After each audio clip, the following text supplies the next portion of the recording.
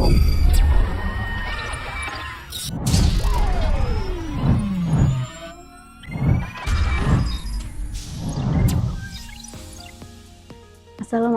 warahmatullahi wabarakatuh. Salam sejahtera bagi kita semua. Perkenalkan, saya Sevi Novendra Patrialova, SSIMT, dosen di Program Studi Sarjana Terapan Teknologi Rekayasa Instrumentasi, Fakultas Vokasi Institut Teknologi 10 November. Dalam video ini, saya akan menyampaikan mengenai salah satu mata kuliah yang saya ampu, yakni mata kuliah Teknologi Sensor dan Transmitter dengan kode PI231204. Video ini saya buat untuk memenuhi salah satu persyaratan dalam proses sertifikasi dosen tahun 2025, khususnya pernyataan diri dosen dalam unjuk kerja Tridharma Perguruan Tinggi bidang pengajaran. Mata kuliah Teknologi Sensor dan Transmitter ini adalah mata kuliah yang termasuk dalam rumpun instrumentasi pengukuran dengan beban 3 SKS.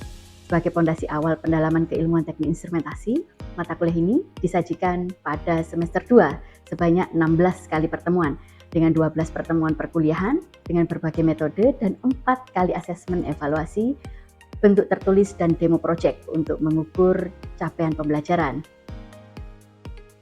Mata kuliah ini dijalankan dengan berbagai bentuk pembelajaran, yakni ceramah, diskusi kolaboratif, tugas berbagai study case, project-based learning, serta praktikum di lab, sehingga mendukung pencapaian pembelajaran terkait penguasaan ilmu dan keterampilan teknis.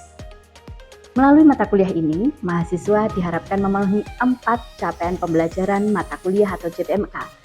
Yang pertama, mahasiswa mampu memahami sensor dan transmitter, serta karakteristik statik dari sensor dan transmitter tersebut.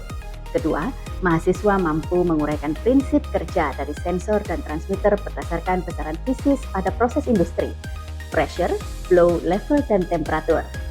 Yang ketiga, mahasiswa mampu menguraikan prinsip kerja dari advanced sensor dan transmitter serta penerapannya. Yang keempat, mahasiswa mampu merancang sistem pengukuran berbasis sensor dan transmitter. Untuk mencapai keempat CPMK tersebut, bahan kajian yang dibahas di MK ini meliputi pengantar, definisi, peran fungsi teknologi sensor dan transmitter, karakteristik statik sensor dan transmitter, jenis dan mekanisme kerja sensor dan transmitter untuk berbagai besaran fisis proses seperti pressure, flow, level, dan temperatur, jenis dan mekanisme kerja advanced sensor dan transmitter berbasis mechanical, optical, elektromagnetik, biometrik, dan imaging. Yang terakhir, mekanisme akuisisi data sensor. Referensi yang kami gunakan pada mata kuliah ini mengacu pada buku sebagai berikut. MK ini dijalankan dengan berbagai bentuk pembelajaran, yakni kuliah, diskusi, praktikum, dan penugasan berbasis proyek. Untuk persentase penilaian mata kuliah ini meliputi tugas 10%, praktikum 25%, kuis 15%, evaluasi tengah semester berupa tes tulis dan demo project sebesar 25%, evaluasi akhir semester berupa tes tertulis dan demo final project sebesar 25%. Berikutnya merupakan cuplikan dari proses pembelajaran yang telah saya laksanakan secara sinkronus tatap muka di kelas yang mencakup DIA, Delivery, Interaction, dan Assessment. Selamat menyaksikan. Baik, Assalamualaikum warahmatullahi wabarakatuh. Apa kabar semuanya? Alhamdulillahirrahmanirrahim. Kita ketemu lagi di mata kuliah Teknologi Sensor dan Transmitter ya. Oke, sebelum kita mulai teman-teman, marilah kita berdoa dahulu ya, agar diberi kemudahan dan kelancaran dalam mencari ilmu. Oke, berdoa dipersilahkan.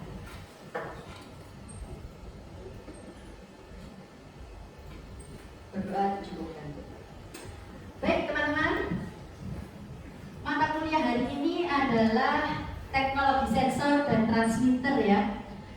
Ini adalah pertemuan ke-6 dari mata kuliah kita ya.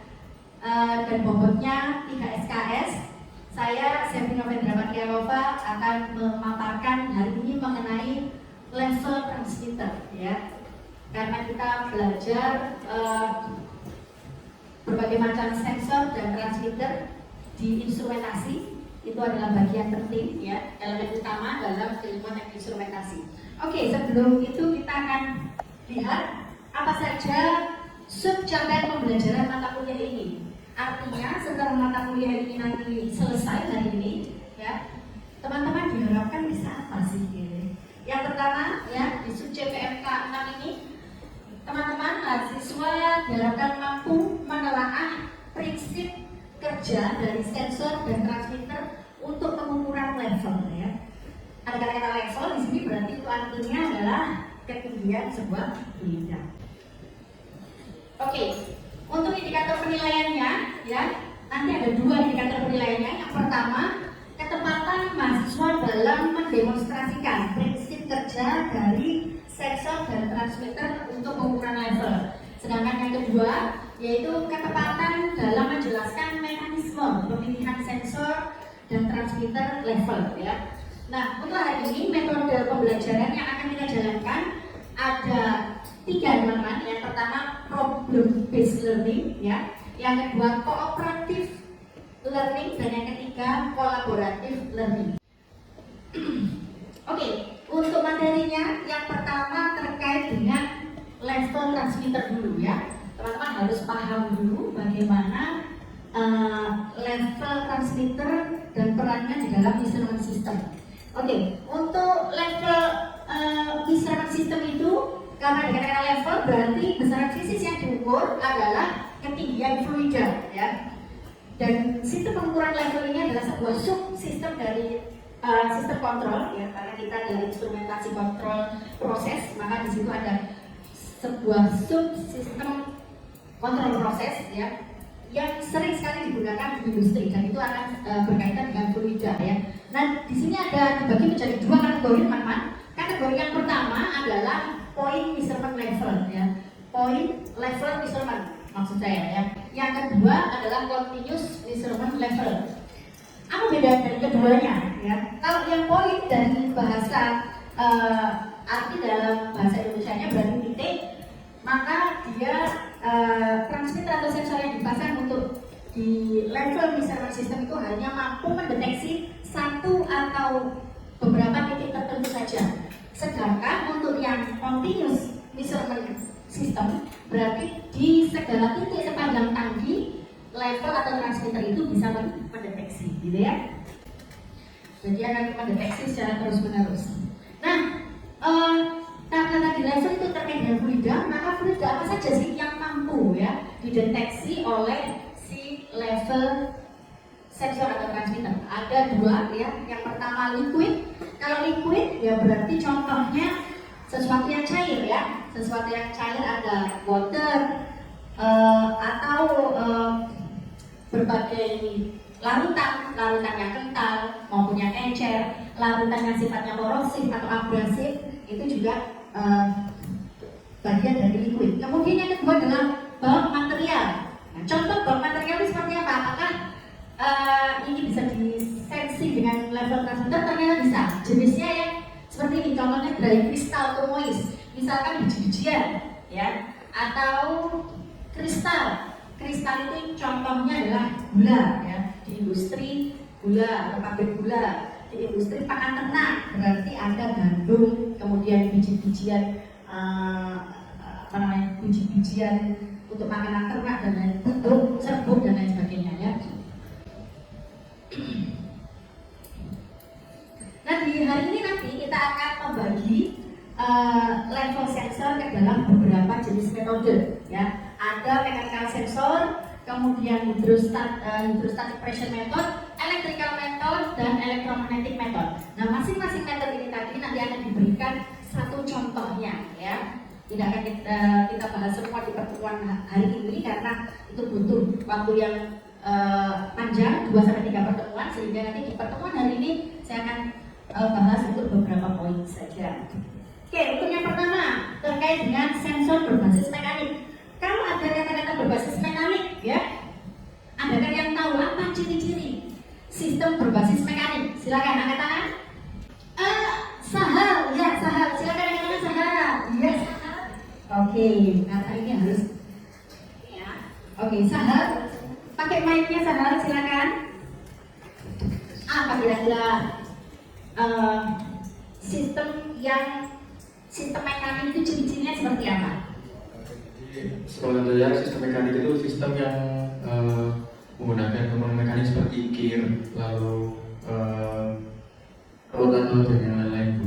Oke, kalau ada gear dan rotator berarti ada apa yang timbul di situ? Gerakan mekanik. Ada gerakan, betul, betul sekali Sahal ya. Jadi kalau ada transmitter atau lever berbasis mekanik, maka di dalam sensor tersebut pasti ada bagian yang bergerak. Jadi kalau kita lihat di sini ada pelampung ya. Nah, yang pelampung ini tadi yang akan bergerak mengikuti posisi ketinggian airnya. Ketika dia bergerak maka dia ada termasuk dalam jenis mechanical sensor.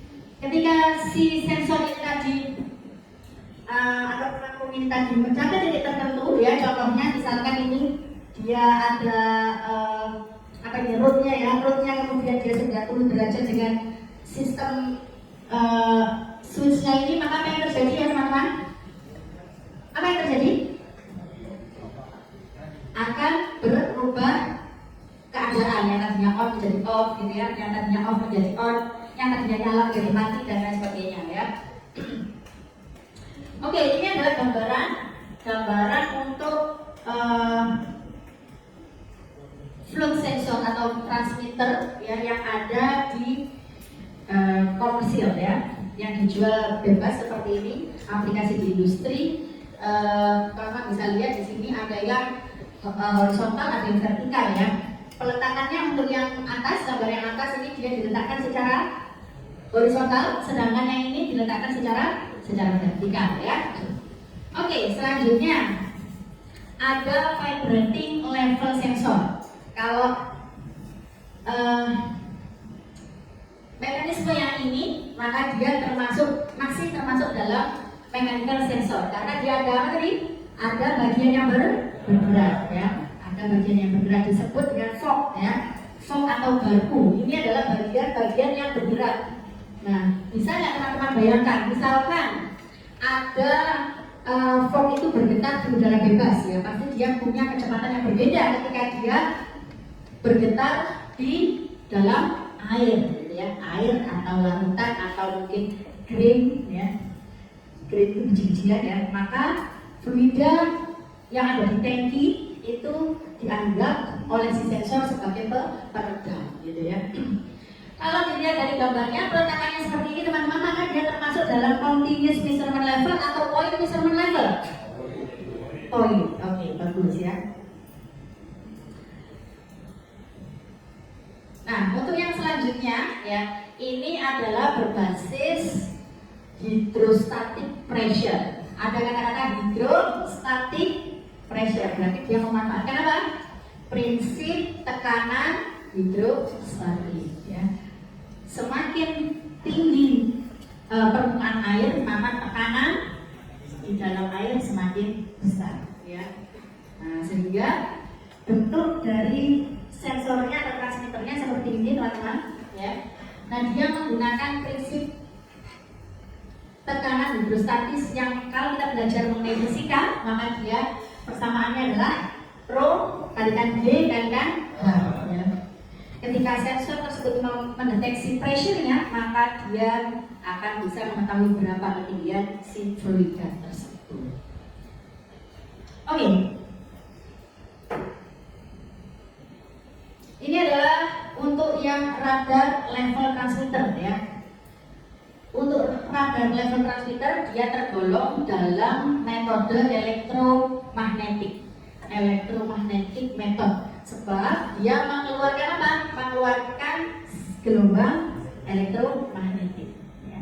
Gelombang elektromagnetik kemudian dia dipancarkan ke liquid, oleh permukaan liquid dia akan dipantulkan, dan pantulannya nanti waktu yang dibutuhkan untuk memantul akan diolah menjadi informasi berapa ketinggian dari si level saat itu gitu ya.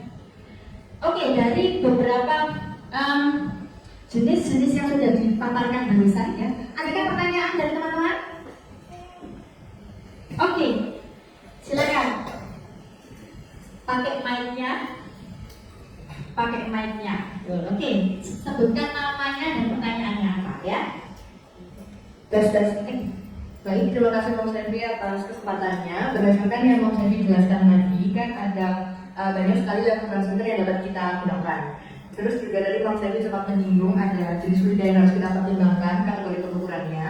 Pertanyaannya adalah bagaimana cara kita untuk dapat menentukan jenis level transmitter yang paling tepat untuk kita gunakan, mengingat nantinya kita akan menemui jenis budidaya tertentu di sistem tersebut atau kategori pengukuran yang harus kita terapkan. Apakah ada panduan khusus tadi? Terima kasih. Oke, terima kasih. Pertanyaan yang bagus dari Ismatu ya.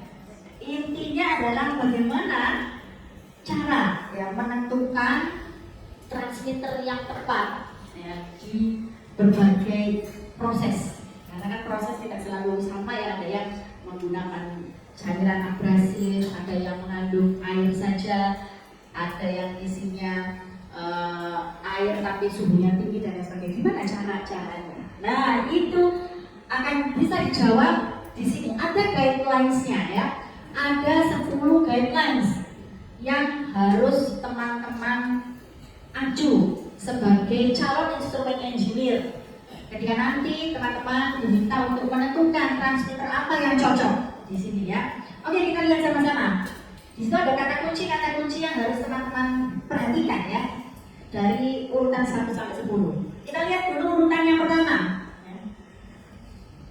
Untuk menentukan sebuah transmitter, tentu teman-teman harus paham proses terlebih dahulu ya. Prosesnya harus tahu ya, yaitu tangki menyimpan apa. Maka bisa dengan jenis bahan atau objek yang ada di dalam tangki harus teman-teman identifikasi dulu. Apakah dia sifatnya hanya air saja sebagai air penyimpanan, ataukah dia larutan tertentu yang punya sifat-sifat korosif, abrasif, atau flammable.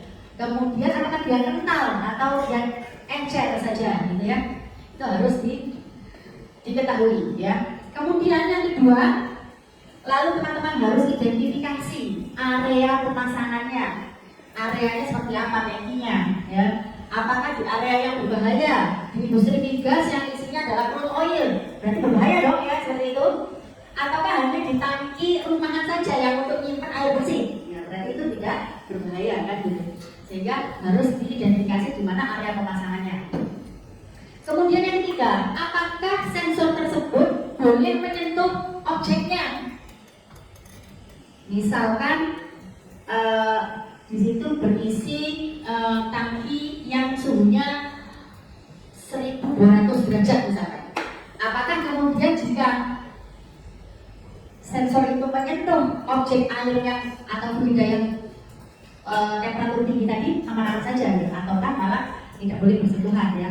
Maka ini nanti poin ini dipakai untuk menentukan apakah dia menggunakan sensor yang apa, kontak atau non kontak ya.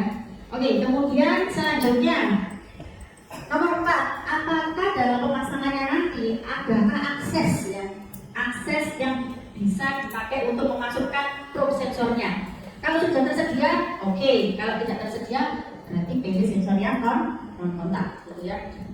Terus yang kelima, apakah harus dipasang dari atas atau dari samping? Maka teman-teman harus memperhatikan standarnya, ya.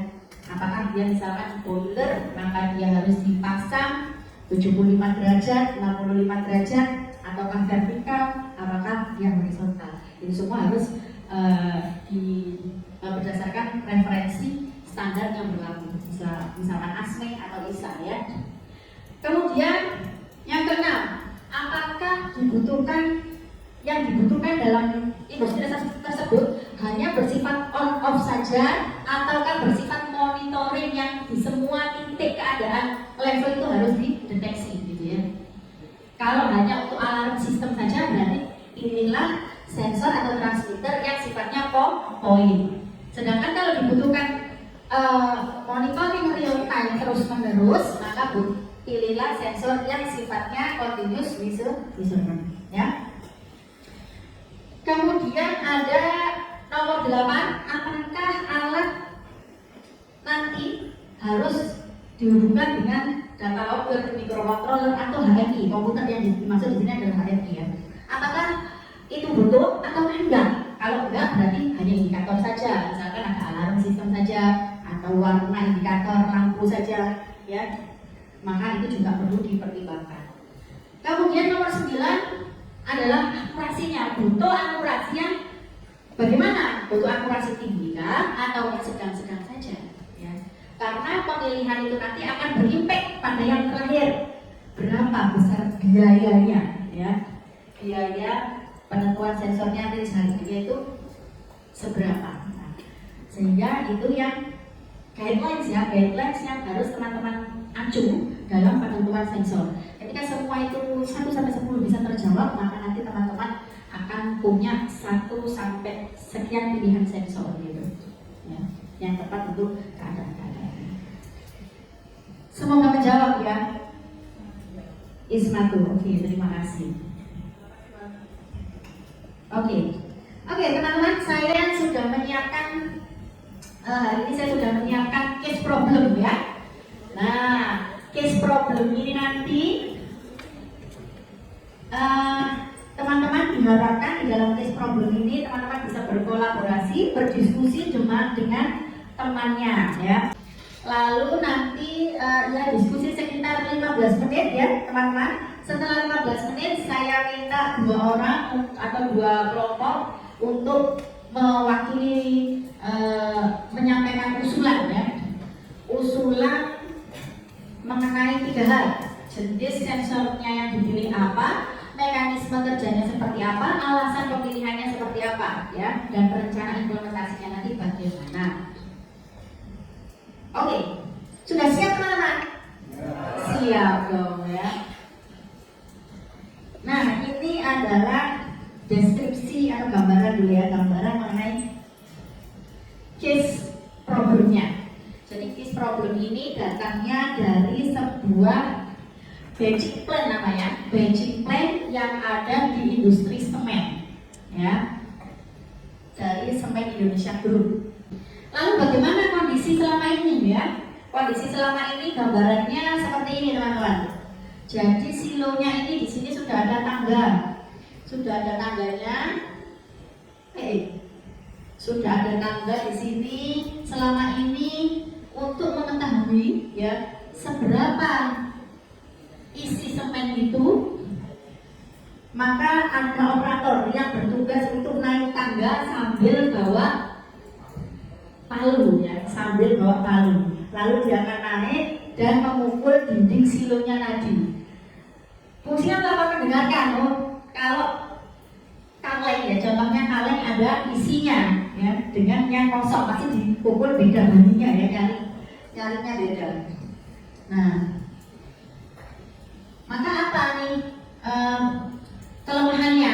Kelemahannya pasti resikonya sangat tinggi karena naik itu berarti butuh harness, bekerja di ketinggian butuh standar operasional tertentu ya, maka resikonya sangat tinggi. Karena resikonya sangat tinggi, akhirnya dibuatlah solusi berikutnya, yaitu ada tali yang dihubungkan dengan katrol, gambar yang sebelah kiri ya, lalu dihubungkan dengan sebuah bandul pejal. Bandul pejal tadi yang akan diayunkan oleh si petugasnya, petugas yang ada di bawah ini untuk mendengarkan suara nyaring-nyaring tadi. Intinya sama ya, hanya saja orangnya atau petugasnya tidak naik. Nah, kenapa sih kok perlu diketahui levelnya tadi? Karena itu adalah kebutuhan stok opnam. Nah, maka ini dari kasus ini teman-teman tolong bisa mengusulkan ya, atau mendiskusikan dan mengusulkan sensor atau transmitter mana, apa ya yang cocok untuk diterapkan di sini dan analisanya, gitu ya. Oke. Maka kata kunci guidelines-nya ada 3 ini. Jenis sensornya apa, alasan pemilihannya apa, dan bagaimana rencana implementasinya nanti, gitu ya. Oke, saya kasih waktu 15 menit. silakan berdiskusi dengan teman sebelahnya. Oke?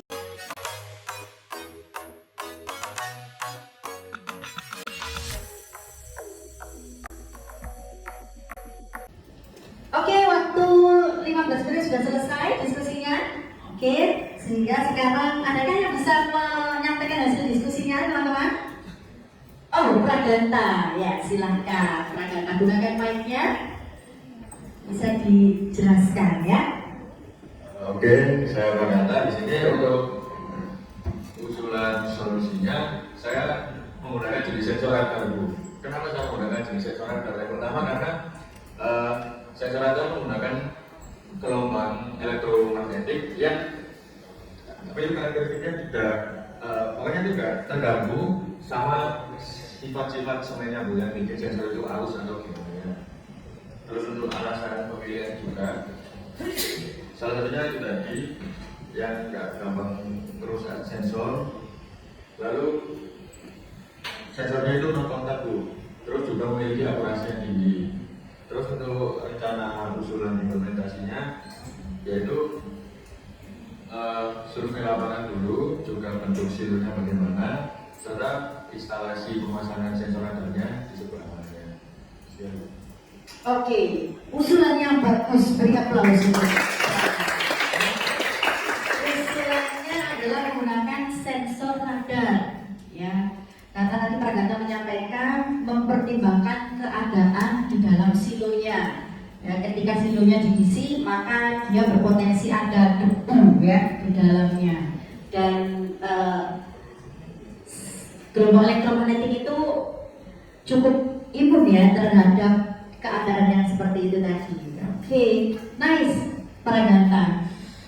Nah, untuk teman-teman yang lainnya yang belum sempat menyampaikan usulannya ini ya, ini tadi adalah contoh untuk solusi dari permasalahan ini tadi. Saya juga hari ini sudah menyiapkan kuis ya di dalam ITS Classroom-nya teman-teman. Silakan bisa dibuka ITS Classroom-nya.